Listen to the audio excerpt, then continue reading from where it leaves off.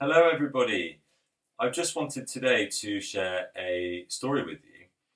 Now, over these last few weeks, I've been trying to read as much as I possibly can. I've been reading lots and lots of fiction, so stories that are made up, and I've also been trying to read some non-fiction books. So I've been reading a lot about history. I've been trying to read a little bit about geography of the world, and that brought me to this book, which is called Survivors. Now, you might have heard of this book because it won a Blue Peter Prize. And this book contains lots and lots of true stories about people that have overcome really, really quite terrible situations in their lives. This book has got some amazing stories in it of amazing people who have gone through some really awful situations but come out the other side of those experiences a lot stronger. So I wanted to share some of the stories from this book, and I'm going to start with one today about a man who got lost in the Sahara Desert when he was running an ultramarathon. Before I get to that story, and before I tell you a little bit about what an ultramarathon actually is, I'm just going to read you the introduction. I want you to listen to the introduction because this made me really excited when I read this introduction. It made me want to read all the stories in this book. So have a little listen to this. This is the introduction to Survivors. For as long as people have looked for adventure, some have also found danger. And when it comes to stories of survival, few can match the true tales told in this book. Sometimes the individuals know they are taking huge risks, while others are just incredibly unlucky. But in every case, these men, women and children have been forced to battle against almost impossible odds at sea, in the air and down on the ground. As you'll read in the following pages, they needed to find amazing reserves of strength, fortitude and self-belief to come through it all safely. Not everyone emerges unscathed, and quite a few suffer serious injuries, but their stories are exciting, insightful and inspirational, and, however unbelievable, absolutely true. Before I start the story, I just want to tell you a little bit about where the story is set.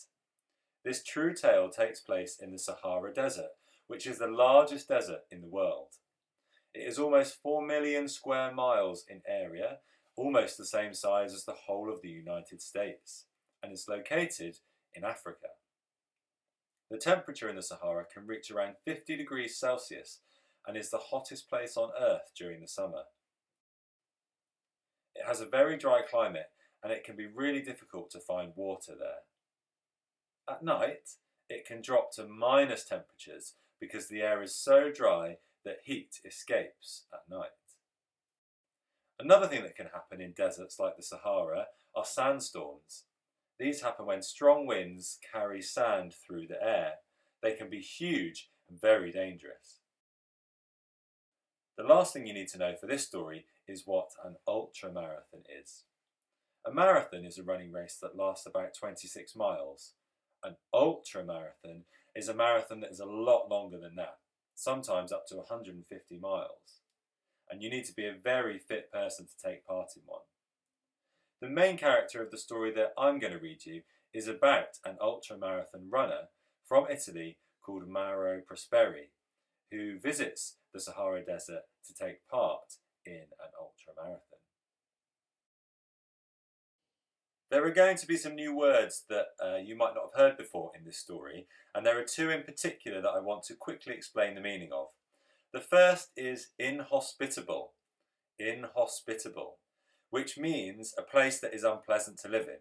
For example, the Sahara would be unpleasant to live in because of the extreme temperatures. So we could say the Sahara is an inhospitable place. The second word is dehydration. That is when your body loses lots of water, and this can be bad for your body, causing it harm. Okay, now it's time to hear the story. Here's the story that I want to share with you today from Survivors. It's about a man called Mauro Prosperi, and the title says, "The Desert Runner Who Drank His Own Wee." Here we go. Completing a marathon is challenging for even the fittest athlete, but the modern ultramarathon is far harder. As well as being much longer than the 26 miles of a normal marathon race, they take place in some of the most inhospitable locations on Earth. Such events can involve climbing high mountainous passes thousands of feet above sea level, or hiking across glaciers. Others incorporate long-distance swimming and cycling stages, as well as running, skiing, and even canoeing. For nearly 30 years, the toughest and most extreme is the Marathon des Sables, or Marathon of the Sands, and Prosperi decided to tackle it. Completing the 156-mile course takes the best athletes nearly a week, and as the name suggests, it's run through the Sahara Desert, one of the hottest places in the world. To make it even harder, the runners must carry their own food and clothing in backpacks. The temperature in this part of Morocco can reach as high as 58 degrees Celsius during the day, and it drops sharply at night time when runners sleep under the stars. Drinking water is available only from checkpoints along the route. Throughout the event, the competitors face many dangers, including deadly snakes, venomous scorpions, and enormous spiders up to 6 inches in diameter and able to run at more than 10 miles an hour with ferocious bites. Even without the risk of being bitten or stung, the Sahara is a punishing environment. As well as scorching heat and exhaustion from running up to 50 miles a day, visibility can be cut to only a few inches by the blinding sandstorms that blow up without warning. It was one of these sandstorms that nearly finished off Prosperi in 1994. In March of that year, he lined up with 133 other runners.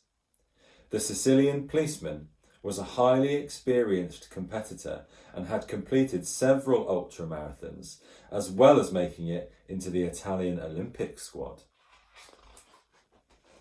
This was his first desert event. He ran hard, and by the 4th day he was lying in 7th place. Having covered 20 miles that morning, he was in reasonably good shape too, although one foot was becoming badly blistered. Blistering can seriously injure runners, and at least one competitor was flown home for emergency skin grafts. Prosperi was confident he could still run hard, and after collecting his water ration, he set off on the next grueling stage of the race. Shortly after lunchtime, a strong wind appeared out of nowhere. It rapidly increased in intensity, and Prosperi found himself in the middle of a fierce sandstorm. Desert storms like this can be hard to imagine for anyone who has never seen one. Within seconds, ground and sky merge into one, and the air is thick with tiny, razor-sharp particles of sand. They seem to pierce the skin and, finding their way into the eyes, mouth and ears, the pain can be severe. Meanwhile, in the soupy darkness, visibility is cut to almost zero. Anyone who has experienced a sandstorm knows that it's best to stay where they are until it dies down. However, Prosperi was concerned about becoming buried in the sand and didn't want to lose his leading position when the storm was over. He felt it would be safer to keep moving, but when the wind eventually dropped and visibility improved, he realised straight away that he was lost. The storm had lasted more than 6 hours, and many tons of displaced sand obscured the course Prosperi was expecting to follow. He knew there was no chance of guessing which way to run, so he reached into his backpack for a distress flare. Runners were required to carry these with them, and by firing one into the still air, he could alert the race organisers and let them know where he was. The flare was fired, but no help came. Unfortunately, Prosperi had strayed so far off the marathon course during the sandstorm that no one even saw the flare. The organisers knew he was missing and had sent out a search party, but they had no idea where to look. In a desert that covered more than 4 million square miles, he was on his own. Within hours, his water bottle was empty, and he took to urinating in it to give him a source of liquid should he need it later. He knew enough about desert survival to travel only in the early morning and evening when the air was relatively cool, but there was still enough light to see. But he also knew that even if he could find shade from the midday heat, he was facing a horrible death from dehydration. How far he managed to walk is hard to say, but on his third day alone, Prosperi stumbled upon a long-abandoned religious shrine. Inside it was cramped and dark, and as his eyes became accustomed to the gloom, he spotted a colony of bats roosting. He killed several of them and then drank their blood. It must have tasted awful and offered little in the way of refreshment, but it was better than nothing. Prosperi realised by now that if things continued like this, he would not survive very long. He reasoned that if he stayed inside the shrine, he would eventually be found. He stuck a small Italian flag on the roof, hoping it would attract the attention of anyone who came looking for him, though he accepted that he might be dead by the time they spotted the flag. At least his family would know what had happened and would have a body to bury. Like everyone who takes part in these events, he knew that dying of thirst was a particularly ghastly death. But he was determined to live and to see his 3 children again. Nomads and other people survive in the Sahara, he reasoned, so why shouldn't he? His near brush with death also renewed his confidence in his strength and abilities. For the next few days, he trekked slowly towards the misty mountain range he could see about 20 miles away. He had nothing left in his backpack to eat on the journey and nothing to drink except tiny amounts of dew he collected each morning and the urine stored in his water bottle. No one would suggest drinking it, but things were desperate and Prosperi felt he had no choice. Over the next few days, he was lucky enough to trap small lizards for food, and each night he buried himself in the sand to insulate himself from the cold desert air. Somehow, he kept this up for 9 days before finally encountering a group of nomads. By now, he was more than 150 miles off course from the marathon and more than 2 days' drive from the nearest hospital. Having strayed over the border into Algeria, he was now carried by camel to a military base. Initially, the soldiers thought he might be a spy, but once this misunderstanding was cleared up, they treated him well and arranged transport to take him out of the desert. Prosperi survived, if only just.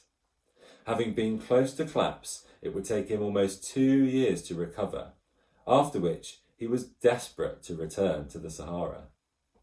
The Great Desert had nearly killed him, but it had bewitched him too. Perhaps understandably, for a couple of years the organisers flatly refused his applications to re-enter the race. Then, on the 3rd occasion, they relented.